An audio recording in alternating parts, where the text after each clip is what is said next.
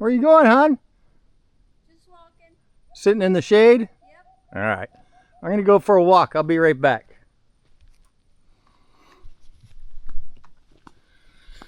What's up, guys? Let me adjust my camera here. So, welcome back to Dave and Mal. I'm Dave. You just saw my wife walking up the hill. She's going to sit under the shade.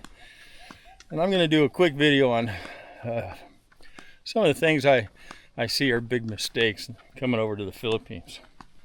One is relationships. I think guys never got the attention from women like they do over here.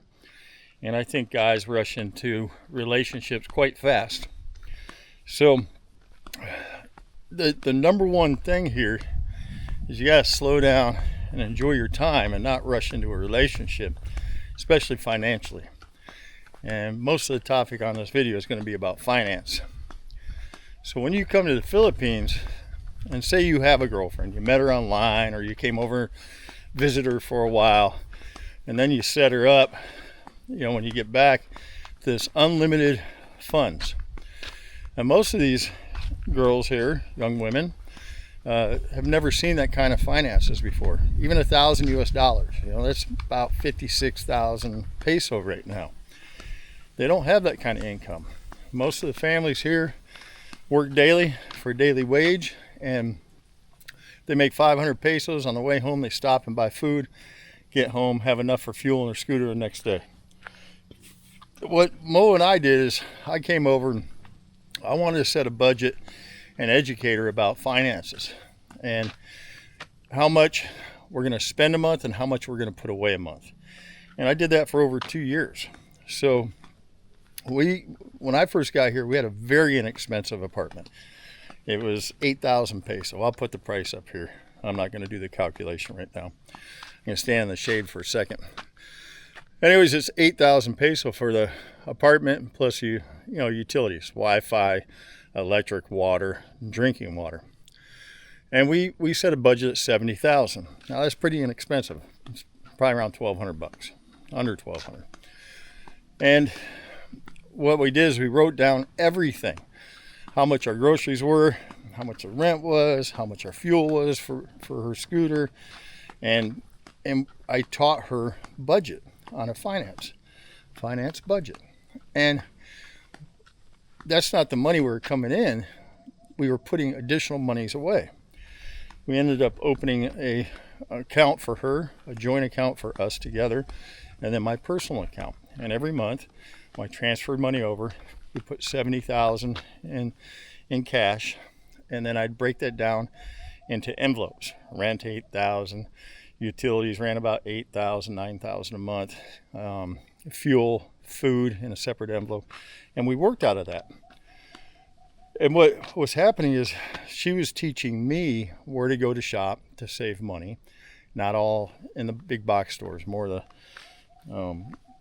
fish markets and vegetables and fruit and all that stuff. So she was teaching me where to go to get that compared to the big supermarkets.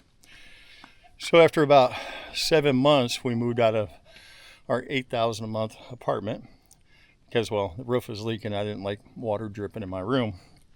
And we went down the street and rented an apartment for 13,000. And we stayed within that 70,000 budget because she has worked out that difference. So it went up 5,000 a month in our rent, and we still stayed under the 70,000. And then about 7 months after that, the apartment we really wanted with the garage that we're in now was 15,000. And we still stayed in that 70,000 range. We just reduced a few things. Now, over a year and a half, we bumped it up to 80,000 spending. Whether we order McDonald's or pizza or whatever we order, And then we each had a kind of like an allowance. We both had the same amount. And that's what I'd use to buy, clothes or whatever I needed. So what I'm getting at is when you get over here, set up a budget. Stay within that budget. Don't come here and just start throwing money like, I'm going to buy her everything she's never had. and not teaching her the value. So Mo would go down and write everything down, so she started to really understand where money went, because they're not living on a daily wage anymore. They're living on a big chunk of money that comes in, and they have to learn to budget. And if there's an age difference and you do get married in the future and you put money away for her, so after you're long and gone, she'll know how to budget money. I mean, it's just common sense, guys. So you guys that come over here and start throwing money around, jump into a relationship, build a house, give her unlimited funds, and then it doesn't work out, and then you sit there and cry that you're the victim. You're not the victim, you're just ignorant because you did something really stupid. You didn't put time into the relationship. You didn't work out the differences in communication, and that's where most of this comes. Communication is a big, big difference here.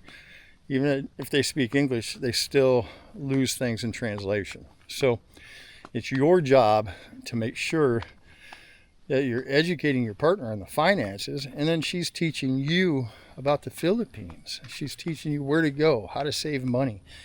We go to hotels that are 1,200 pesos. You know, it's like $22, and when we're traveling around Samar, just to save money. It's not bad. It's not Taj Mahal either. It's just a place to sleep, take a shower, get on the bike, and go the next day. So you kind of lean on each other to learn, and that's the best way to develop your relationship. And if she can't understand finances and she's just constantly asking for money, I need this, I need that, my family needs this, you're not with the right person. You know, no matter how much you think you're in love, you're not with the right person. Find that person that wants to make a future. Find a person that wants to save for the future, not spend every dime every second.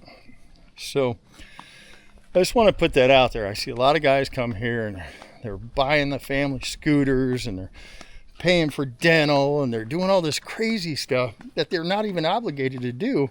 They're doing it because they think it makes them a good person, but you're being taken advantage of. You know, Mo, it just stuns me how much she actually saves.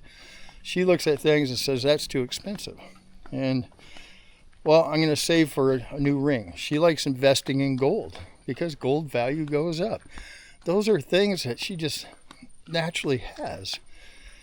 So you got to find some value in your girlfriend and think, you know, watch how she thinks and processes, and then go from there. I mean, Mo will buy a ring and, you know, she'll save 25,000 peso, you know, almost, well, $450 or whatever it is.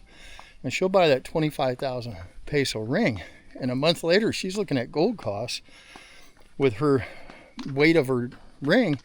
She'll say, my ring went up 5,000 pesos for this gold. You know, she has an understanding. And that's the kind of partner I want. I want somebody that really understands finances. So I just want to put that out for you guys. You know, don't rush into stuff. When you first get here, beautiful women everywhere, but pick the right one that understands and doesn't use you. And it's easy to get into the blame game, but the only one to blame on your personal finance is you.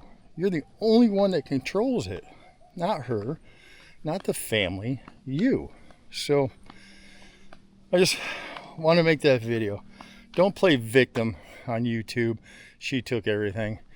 You're the one that gave it away, and you're responsible for your finances. All right, guys, it's hotter than hell out here, and I gotta get in some shade. But I appreciate everybody watching. Thanks for all the new subscribers. Hit that thumbs up, subscribe if you like the content, and we will be talking about the new scooter on the next video and why we bought it. Take care, everybody.